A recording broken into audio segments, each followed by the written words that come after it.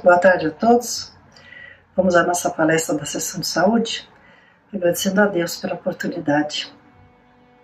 Pai nosso que estás no céu, santificado seja o vosso nome. Venha a nós o vosso reino, seja feita a vossa vontade, assim na terra como no céu. O pão nosso de cada dia nos dai hoje. Perdoai as nossas dívidas, Senhor, assim como procuramos perdoar os nossos devedores. Não nos deixeis cair em tentação e livrai-nos do mal. Graças a Deus e graças a Jesus. Passamos pelo feriado de finados essa semana e julgamos que seria interessante dedicar essa palestra a alguns aspectos envolvendo a morte e o feriado de finados. Então vamos começar lendo o que o Livro dos Espíritos nos diz, né? Está aqui de forma resumida, sobre comemoração dos mortos e funerais.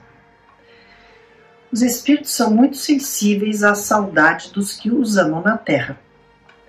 Eles atendem ao chamado do pensamento no dia de finados, mas também o fazem em outros dias. Eles se reúnem em maior número nesse dia, nos cemitérios, né? Porque maior é o número de pessoas que os chamam. Mas cada um só comparece em atenção aos seus amigos e não à multidão dos indiferentes. A visita ao túmulo é uma maneira de se manifestar que se pensa no espírito ausente. Mas para o espírito pouco importa o lugar se a lembrança é ditada pelo coração. Então podemos estar pensando neles, né, fazendo nossas preces, tudo fora do cemitério, não precisa ser lá, né? Muito frequentemente, o espírito assiste ao seu enterro, mas às vezes não percebe o que se passa, se ainda estiver perturbado com o processo de sua passagem. A satisfação do espírito, as honras e a concorrência prestada ao seu corpo e seu enterro é proporcional ao grau de elevação do espírito. Aos que já desprendidos da matéria, e não estando mais sujeitos às futilidades terrestres, não se deixam levar pela vaidade, mas aos que ainda conservam os preconceitos desse mundo e têm grande satisfação com as honras prestadas, ou se desgostam com o abandono do seu corpo. E sobre o temor da morte. Os espíritos comentam que é errado que se tenha medo da morte, mas admitem que isso se justifica na medida em que as pessoas são persuadidas, né, principalmente quando crianças, né, de que há um inferno e um paraíso, e que mais certo é ir para o inferno, visto que também eles disseram que o que está na natureza constitui pecado mortal para a alma. Quando elas se tornam adultas e mais racionais, não podendo admitir tal coisa, ou elas se fazem de ateias ou materialistas. Ou seja, não existe, depois da morte, não existe paraíso nem inferno, então não existe nada. Então elas acabam se tornando ateias ou materialistas. Quanto aos que persistiram nas suas crenças de infância, ou seja, os que continuam achando que existe céu e inferno, né? Paraíso, inferno, eles temem aquele fogo eterno, né, que os queimará sem os consumir. Daí vem todo esse medo da morte. Agora, ao que tem Deus em seu coração, nenhum temor deve inspirar a morte, porque com a fé tem ele a certeza do futuro. A esperança fala contar com uma vida melhor, e a caridade, a cuja lei obedece, lhe dá a segurança de que no mundo para onde terá de ir, nenhum ser encontrará cujo olhar lhe seja de temer. Então vejamos o que o Livro dos Espíritos também nos fala sobre a lei da destruição, que tem a ver com a morte, né? A destruição é uma lei da natureza. É necessário que tudo se destrua, inclusive o nosso corpo, para renascer e se regenerar, porque o que chamamos de destruição não é mais que a transformação, cujo objetivo é a renovação e o melhoramento dos seres vivos. Então a destruição é necessária para a regeneração dos seres e a natureza cerca os homens com meios de preservação e conservação para evitar essa destruição antes do tempo necessário. Por exemplo, com suicídio, né? Porque se a pessoa falar, já que tem que então destruir, então vamos lá, né? Para que ficar sofrendo, né? Toda destruição antecipada entrava o desenvolvimento do princípio inteligente. Foi por isso que Deus deu a cada ser a necessidade de viver e de se reproduzir. Então a morte deve conduzir-nos a uma vida melhor que nos livra dos males deste mundo. Mas o homem deve procurar prolongar a sua vida para cumprir a sua tarefa para o seu adiantamento. Foi por isso que Deus lhe deu o instinto de conservação, e esse instinto o sustenta nas suas provas. Sem isso, muito frequentemente, o homem se entregaria ao desânimo. Posto em palavras, né, fica muito interessante, mas a gente ainda é muito assediado, né, por essas ideias que foram colocadas nas nossas mentes já há muitas encarnações, né? Mas é por isso que é bom a gente estar sempre lendo, né, essas questões. E quanto à questão do sofrimento imposto pela separação dos nossos entes queridos, né? Vamos ler aqui esse texto de Emmanuel, que está no livro Canais da Vida. Chama-se Ante os Mortos. E Emmanuel nos diz, está resumido, tá, gente? Aflitiva é a contemplação dos que partem do mundo em nossos braços, quando nos achamos no mundo, muita vez, ao nos endereçarem angustioso olhar, como a pedir-nos mais vida no corpo físico, sem que possamos fazer algo. É uma situação muito difícil, né? Você está amparando um ente querido que está partindo, né? Profundamente constrangedora é a mágoa de sentir-lhes as mãos desfalecentes em nossas mãos ansiosas na despedida. Entretanto, pensa nos companheiros que partem como viajantes amados. Reflete nisso e não lhes agrave a dor. Mentaliza-os na condição de criaturas queridas, em refazimento, para que se afeiçoem, sem maiores delongas, aos encargos novos que os aguardam. Uma forma de ajudá-los, né, a se desprenderem desse mundo e partirem, porque, como diz aqui, os encargos novos os aguardam, né? A vida continua, né? Abençoa-os com as tuas melhores recordações, porque a lembrança ou a palavra alcançam a todos eles com o endereço exato. Ao invés do pranto da angústia, dá-lhes a cobertura afetiva, cumprindo tanto quanto possível os deveres que estimariam ainda continuar a satisfazer. Então, é continuar o legado, né? Muitas vezes a pessoa fica angustiosa, a pessoa que está para partir fica... Uma das angústias é o fato de não ter terminado, né, alguma coisa. Então, vamos terminar os deveres que eles estimariam ainda continuar a satisfazer. Na medida do possível, né, se nós pudermos continuar. Eles estão em outras faixas de vivência, mas não irremediavelmente distantes.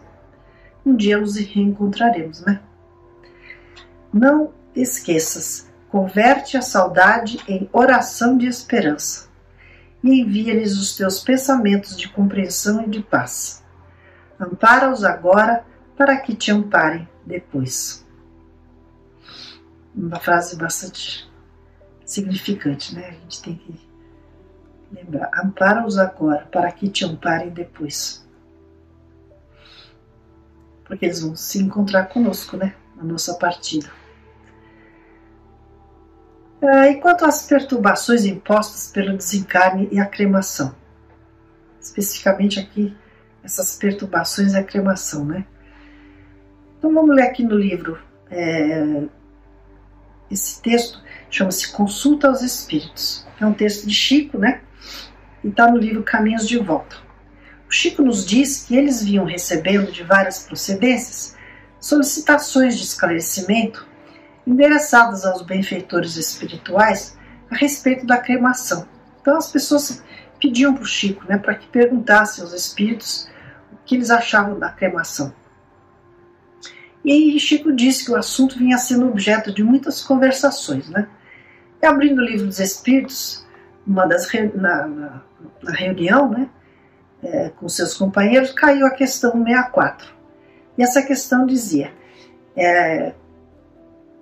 os Espíritos explicam, né, que os Espíritos experimentam em graus de intensidade e tempo diferenciados a perturbação que se segue à separação da alma e do corpo, dependendo da sua elevação. Então, não são todos que ficam em perturbação durante muito tempo. Vai depender do grau de elevação espiritual que a pessoa estiver. Aquele que já está depurado, mais voltado a Deus e às coisas do Espírito, se reconhece quase imediatamente, ou seja, um período de perturbação é muito rápido e pouco intenso, né?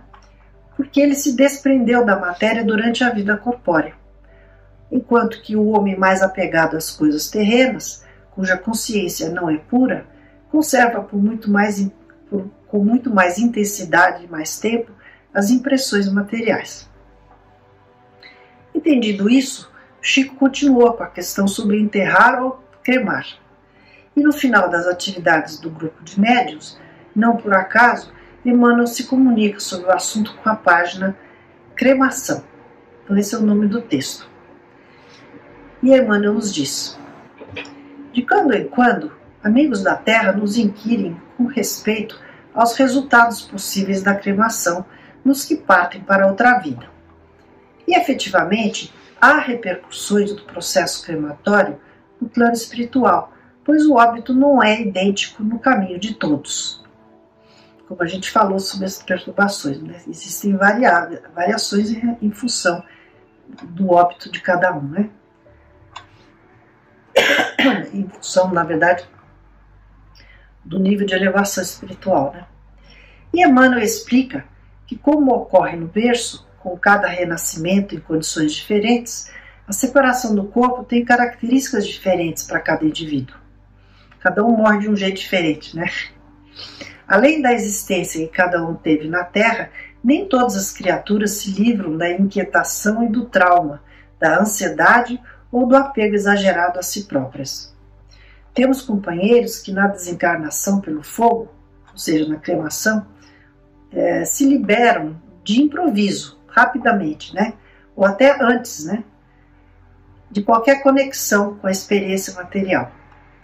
Entretanto, encontramos outros, em vasta maioria, que, embora a lenta desencarnação progressiva que atravessaram, encontram-se detidos, ou seja, o processo de desencarnação pode ser lento, né? Mas mesmo assim eles continuam detidos nas impressões e laços da vida material, notadamente nas primeiras 50 horas que se seguem à derradeira parada cardíaca. São milhares de irmãos que se observam vinculados ao corpo inerte, no anseio de reviver.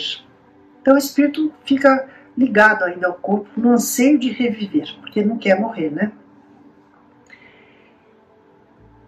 Ele já morreu, na verdade, mas ele não quer reconhecer, né? Ele não admite. Às vezes nem sabe que morreu. Em vista disso, é recomendado um período de espera, um espaço razoável de 72 horas, entre o enrijecimento do corpo físico e a cremação respectiva, sendo esse período um tempo valioso para todos aqueles que se encontram em trânsito de uma vida para outra. Dessa forma, Emmanuel afirma que não há nada contra a cremação. No entanto, entendendo que os homens na Terra ainda não têm como analisar os graus da ligação que o espírito recém-desencarnado tem com seu corpo, é considerado justo que se lhes conceda esse período de 72 horas de repouso em câmara fria, que lhes conserve a dignidade da forma. Ou seja, não há como nós avaliarmos o quanto a pessoa é ainda apegado ou não. Então, eles recomendam que a gente dê esse período aí de 72 horas antes da cremação. Depois disso, o sepultamento ou a cremação nada mais representam para a alma do que a desagregação mais lenta ou mais rápida do corpo do qual se libertou. É mais para informação, né? Interessante a forma como Emmanuel coloca. Agora, por último, vamos ver o texto do irmão X, que nos mostra o olhar da espiritualidade em relação ao dia de finados. O título do texto é Carta de um Morto. Como eu disse, é do irmão X, está no livro Cartas e Crônicas. Nesse conto, o irmão X divulga o conteúdo de uma carta, com a permissão do irmão que a escreveu para outro amigo ainda na Terra. E esse texto nos revela situações no cemitério no dia de finados. Então, na carta a gente lê, né? Meu caro, você não pode imaginar o que seja entregar à terra a carcaça hirta no dia 2 de novembro. Então, esse é um espírito falando para um amigo, passando por psicografia, né? Essa mensagem para algum encarnado. Verdadeira tragédia para o morto inexperiente. Isso especificamente no dia 2 de novembro, como ele fala, né? Verdadeira tragédia para o morto inexperiente. Lembrar-se-á você de que o enterro de meu velho corpo, corroído pela doença, realizou-se ao crepúsculo, quando a necrópole enfeitada parecia uma casa em festa. O dia de finados fica cheio de flores, né?